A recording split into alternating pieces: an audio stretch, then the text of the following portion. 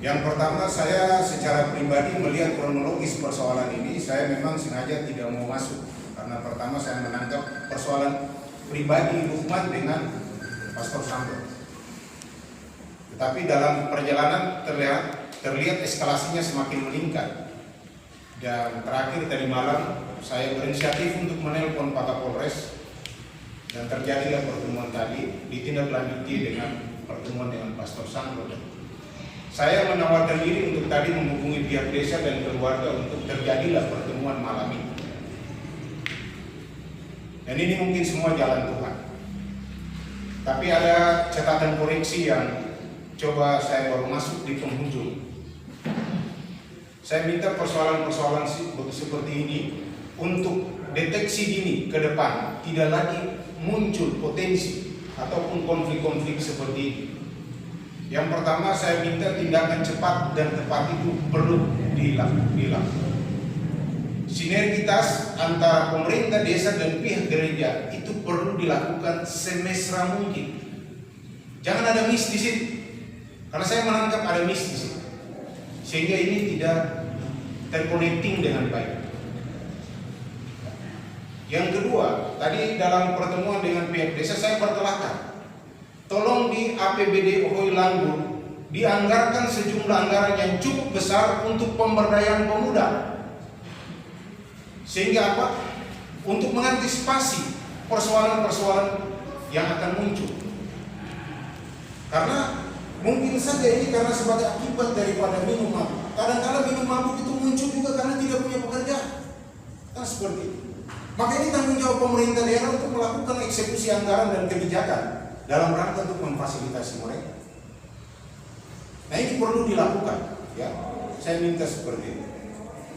Mungkin dari aspek Lukman sebagai masyarakat, ini perlu juga diantisipasi. Yang kedua, mohon maaf sebagai umat, Pastor Sandro, beliau pastor, tapi beliau juga manusia. Maka dalam posisi sebagai wakil uskup, saya harus menyampaikan saran saya sebagai umat. Kalau dapat, ini tolong dibicarakan. Ada rekoleksi khusus dalam rangka untuk lebih lagi membuat situasi ini positif. Yang berikut, terhadap pemerintah daerah. Pemerintah daerah tidak hanya hadir dalam konteks untuk pemadam kebakaran, rekonsiliasi, ya, rekonstruksi, ataupun juga rehabilitasi. Tapi deteksi dini itu penting. Ya, mohon maaf, persoalan ini sudah cukup berhari-hari. Saudara Kabakes Bangpol hadir mewakili saudara Bupati. Tapi dalam penganggaran saudara ada juga yang namanya program kegiatan tentang deteksi dini terhadap konflik-konflik seksual. Ini dibenarkan dalam ketentuan Undang-Undang 712 tentang penanganan konflik sosial. Maka ini harus dilakukan. Tidak bisa ini harus dilepas saja. Apalagi tadi saudara bilang kalau saudara ini darah langgur. Coba lebih proaktif. Ini masyarakat ini. Desa jangan dibiarkan, gereja jangan dibiarkan. Daerah juga harus masuk, karena itu tanggung jawab hadirnya pemerintah daerah. Negara memberikan fasilitasi, baik itu regulasi maupun penganggaran. Oleh karena itu, ke depan jangan lagi dibiarkan hal-hal begini dia berkembang.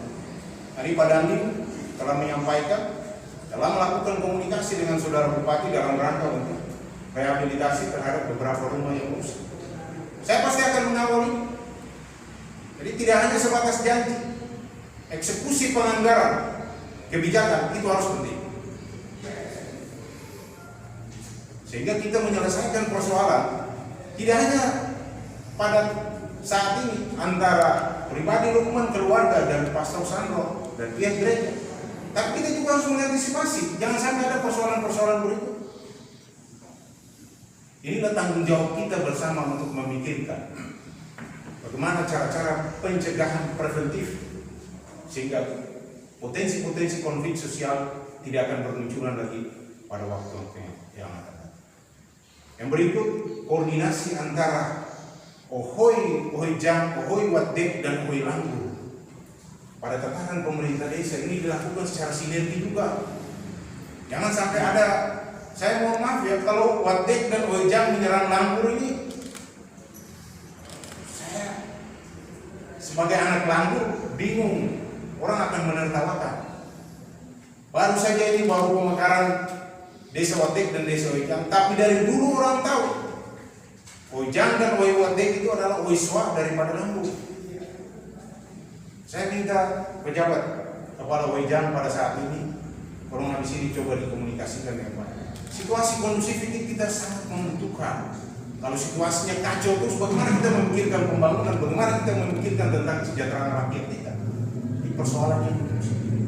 Ya sekali lagi mohon maaf, ini beberapa catatan kritis dalam kapasitas saya sebagai warga masyarakat maupun juga anggota dewan. Saya tidak pernah mau mencampuri persoalan di dalam Langgur. Bahkan persoalan kepala-kepala itu saya tidak pernah mencampuri.